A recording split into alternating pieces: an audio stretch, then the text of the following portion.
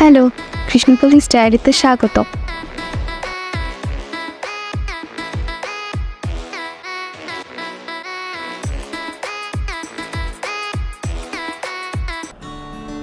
Good evening to all. দুপুরের ভাত ঘুম যেদিন প্রশস্ত হয় সেদিন সন্ধ্যায় বারান্দায় আসি একটু রিফ্রেশমেন্টের জন্য। সামনের এই ফ্ল্যাটের মানুষগুলো দেখলে বাসার কথা খুব মনে পড়ে। যদি বাসায় যেতে পারতাম। আজকে কালী পুজো, নাকি দীপাবলি। শুভ দীপাবলি এবং হ্যাপি দেওয়ালি। বাসায় থাকলে দিনে 14 শাক খাওয়া, আর তারপর সন্ধ্যায় প্রদীপ জ্বালিয়ে সারা বাড়ি আলোয় ভরিয়ে তারপর সবাই মিলে পূজা দেখতে যেতাম। হোস্টেলে সব থেকে বেশি মন খারাপ হয় এই পূজা আচ্চা বা যে কোনো অকেশনের দিনগুলোতে। তাই আমি গতকালকে মোমবাতি আর প্রদীপ নিয়ে এসেছিলাম। সন্ধ্যায় আমরা রুমের 3জনই প্রদীপই জ্বালিয়েছি। আর কিছু না হোক, কিছু তো করতে পারি আমরা। এরপর সাজুগুজু করে আমি আর আমার রুমের বের হয়েছে পূজা দেখতে। রমনা কালী মন্দির যাচ্ছি আমরা। হোস্টেল থেকে বের হয়েই ড্যাম। কেমন লাগে, পথেই শাহবাগের ফুলের দোকানগুলো পড়ে, মানুষ ছবি তুলতেই থাকে, কিন্তু আমার কাছে ফুলের গন্ধটা খুব ভালো লাগে। আমাদের অনেক দিনের ইচ্ছা ছিল টুইনিং করবো পূজার সময়, তাই মনে হলো এই শাড়িটাই পরি। সাজুগুজু করে রিক্সা করে আমরা মন্দির গেলাম। মন্দিরে প্রচুর ভিড়, রীতিমতো ঢুকেই মনে হচ্ছিল যে কোথায় আসলাম। কুলপাড়ে শিউলি গাছটা একদম ফুলে ভরে আছে।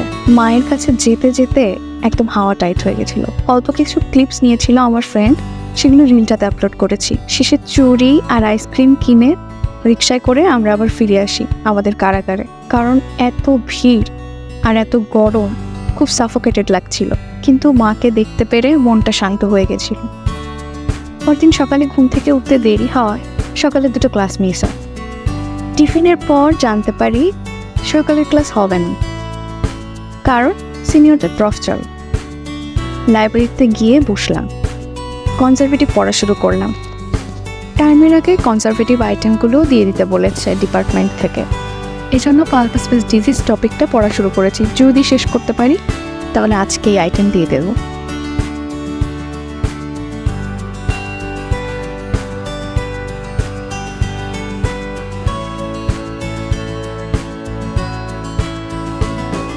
লাইব্রেরিতে বসে পড়ার সময় আশেপাশের মানুষের মুভমেন্টে আমার একটু ফোকাস রাখতে প্রবলেম হয়, তাই আমি সবসময় কোনার সাইডে টেবিল চুজ করি, যেখান থেকে মানুষ কম দেখা যায়। আজকে এই সাইডটা পুরোটাই বুক, তাই এখানে বসেছি। মাঝে মধ্যে এজন্য আমাকে এদিক ওদিক তাকাতে দেখা যেতে পারে।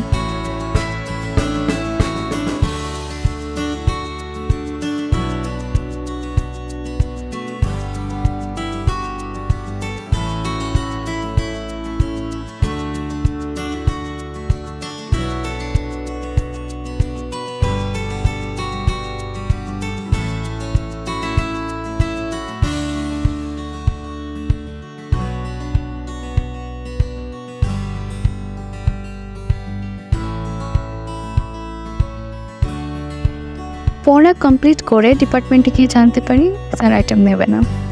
এই বিষয়টাই সব থেকে বেশি স্ট্রেস দেয়। কখনো টাইম পাওয়া যায় না, কখনো টাইম পাওয়া গেলে স্যারকে পাওয়া যায় না, কিন্তু এভাবে টপিক জমে যায়। তখন পরীক্ষা দিতে প্যারা লাগে, আর বিডিএস এর প্যারা।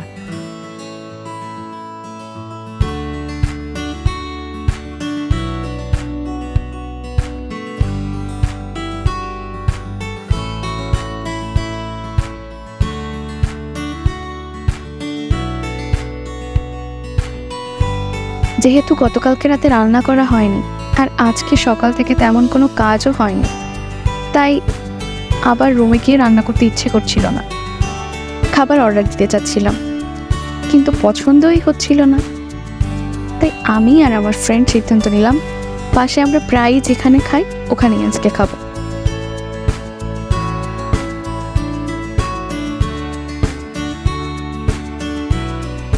প্রতিদিনের মতো আজকে আমরা মোরগ পোলাও অর্ডার দিয়েছি। ভেবেছিলাম ফুড ব্লগারদের মতো রিভিউ দেব, কিন্তু কি সুন্দর তেল দেখেছো। দাম অনুযায়ী এদের খাবারের মান ভালো, কিন্তু আজকে এসে দেখি দাম বাড়িয়ে ফেলেছে।